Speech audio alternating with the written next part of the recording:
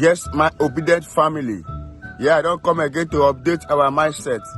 Like you all know, for this case, when they court, when they for tribunal, nothing, nobody, be you Asari Tokubo, be you anybody, be Keyamo, be you anybody, nobody go feel safe Tinubu for disqualification. Because right now, the way a man when this case they go for tribunal now, nobody go feel save am. So right now, I want to bring up what happened for court yesterday, so that when I go hear the disqualification for section 137. But as you watch this video, I beg you, like, comment, and share. Please make sure you share this video so that it will reach our obedient family. Make them know say yes, there is hope for Peter Obi and obedient family. From what happened in court yesterday, it seems that Tinubu's counsel muddled the waters and to some extent tried to misinterpret the constitution. Let's see the section of the 1999 constitution that talks about the different grounds for disqualification of a presidential candidate, and specifically the one that talks about the 10-year statute of limitation. You can see it clearly applies only to the offenses that can be classed as dishonesty. And when a person was convicted by Code of Conduct Bureau, it says, within a period of less than 10 years before the date of the election to the office of president, he has been convicted and sentenced for an offense involving dishonesty or has been found guilty of the contravention of the Code of Conduct. Or, so you can see the reason all the subsections are separated by the use of the word or, so they can't be lumped together.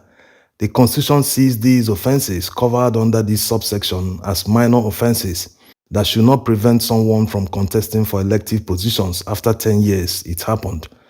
You can see this difference in subsection 1D, where it mentions fraud and no longer code of conduct.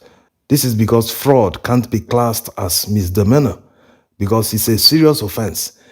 It goes on to add, by whatever name called or for any other offense imposed on him by any court or tribunal or substituted by a competent authority for any other sentence imposed on him by such a court or tribunal.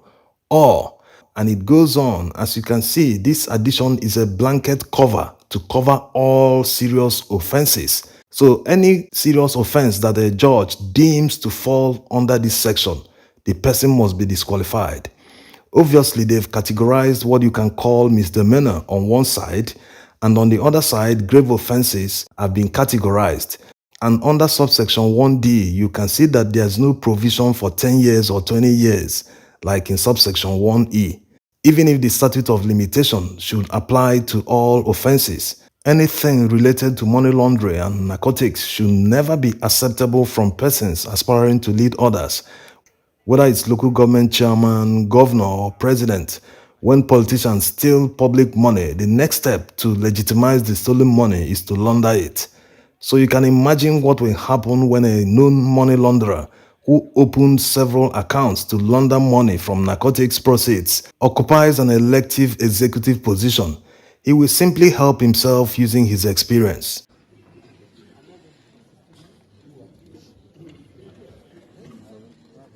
Going by what Honorable Justice Samani said yesterday in court, it has become clear that they will not disqualify Tinubu based on narcotics proceeds worth $460,000 he forfeited to the US government because it has passed 10 years.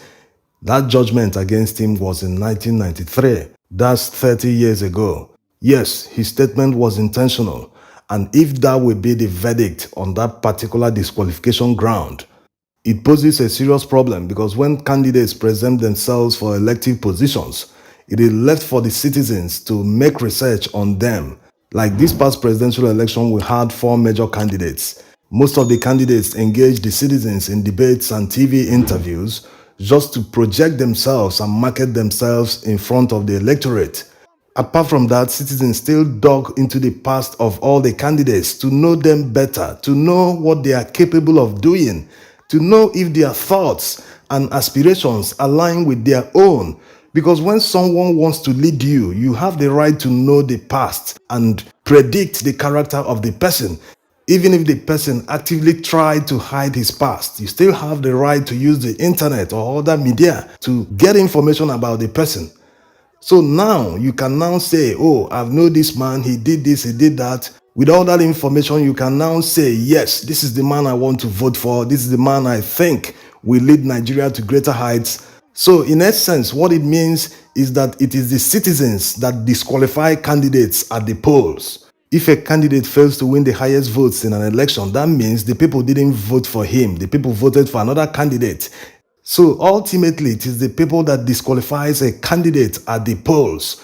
Whether a political party turns a blind eye and says, no, this man didn't do this, he didn't do that, and still presents him as their flag bearer, the ultimate power to disqualify that person lies with the people when they go to the polls. Now, this poses a second question. What about when a candidate is disqualified by the people at the polls and INEC ends up rigging the election in the person's favor? What happens in this situation? The candidate or the candidates the people voted for will go to court to reclaim their mandate. So that means we are back to square one. Going by the INEC allocated votes, it's obvious that Tinubu didn't score the majority of votes, unlike in past presidential elections where the winner always had the highest votes, majority of the people voted for the person. Also, when you add the more than 8 million votes that INEC suppressed in order to push him to first position, his winning percentage becomes even lower. It gets worse when you calculate the fact that these votes allocated to him are not lawful votes. So it's clear that he doesn't have the mandate of Nigerians to lead.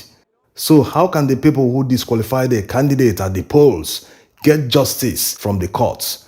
Yes, despite what the Honorable Justice said, it is just one ground out of many that Tinubu is facing for disqualification. If the person forged a certificate, is there in black and white, just like the 10 years? Or are they going to free him based on technicality? It is obvious that he forged this certificate. Never mind the fact that his lawyer is saying that there is no oral testimony from the university that proves that he forged it. But the proof is there. He submitted this certificate, no one submitted it for him. And it's quite different from the one that came from the university themselves. So the proof is there. They should not free him based on technicality.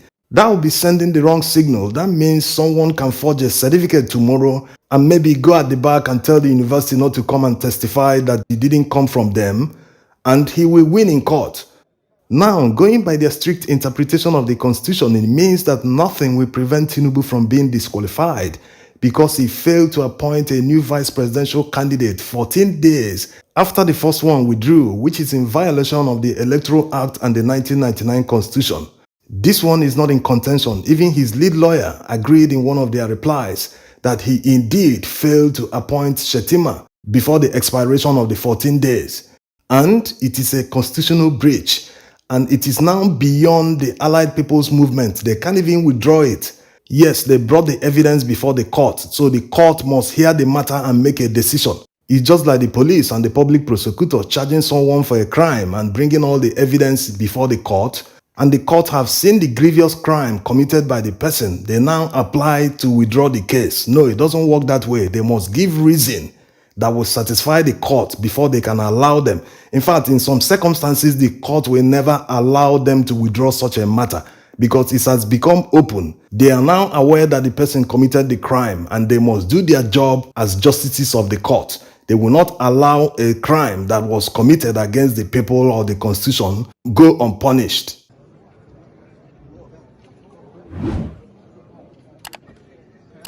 Going by the no-nonsense and strict way Honorable Justice Samani interpreted the Constitution, Tinubu must be disqualified because of his invalid candidacy. APC didn't have a candidate in the past presidential election. Apart from the disqualification hammer that will definitely fall on Tinubu's candidacy, the court must still decide who won the election. Going by the evidence before them, the petitioners proved that INEC suppressed votes to the tune of more than 8 million votes in order to push Tinubu to the first position.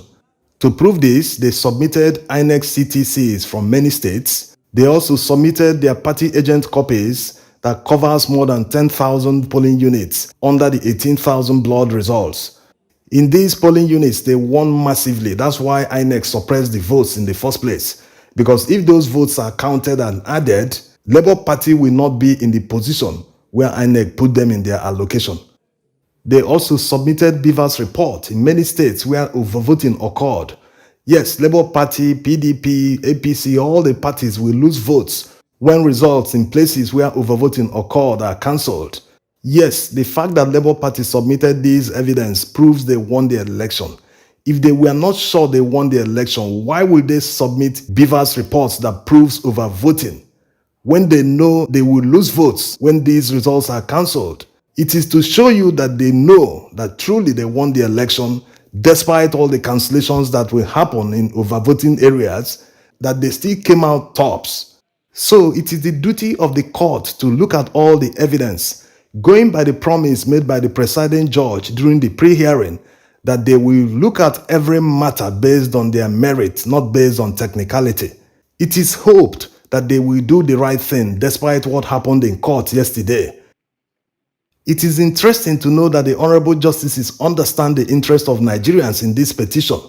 A huge burden rests on their shoulders to resolve this election, to bring this presidential election to an end by looking at the evidence before them to determine the winner.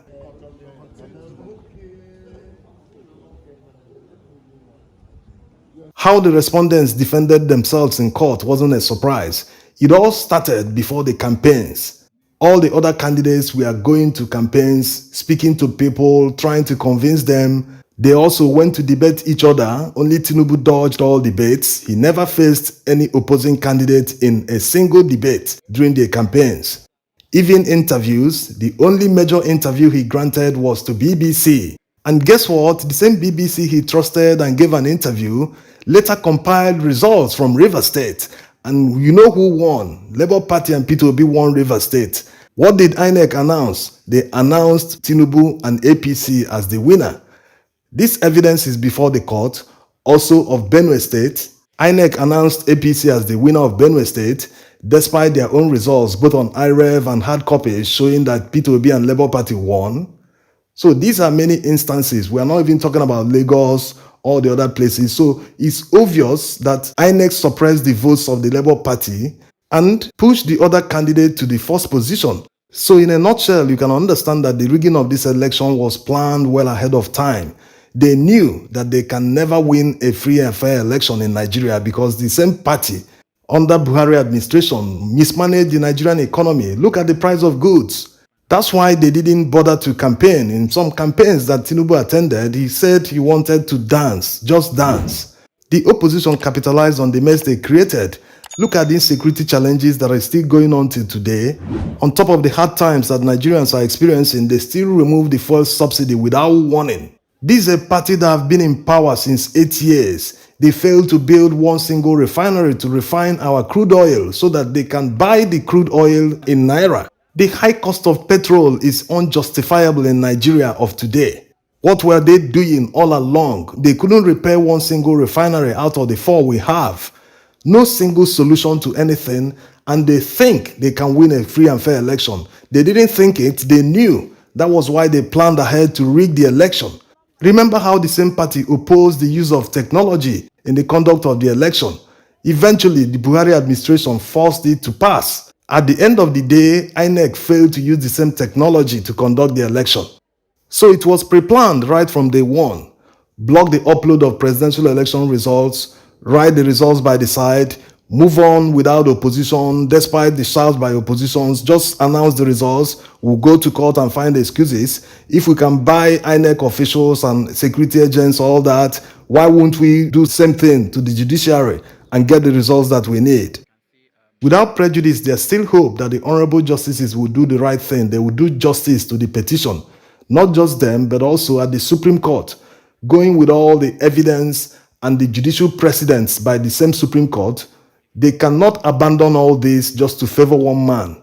They should think about the consequences of their actions.